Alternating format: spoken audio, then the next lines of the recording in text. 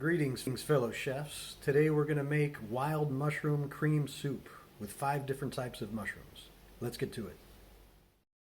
Choose mushrooms based on variety and freshness, whatever is cheap and available at your local supermarket. You want to boil down all the mushrooms until it's almost dry, until it's caramelized at the bottom. Maybe about 10 more minutes. So when the mushrooms start to stick to the pan, now that the water has been all evaporated,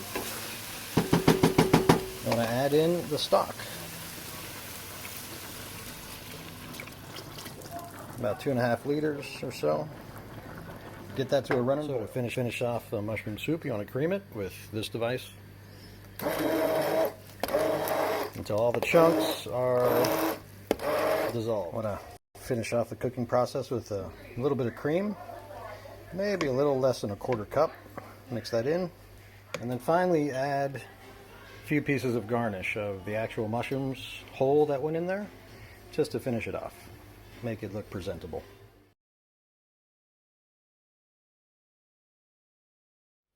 So I hope that was easy enough to understand. And hey Mel, how you doing?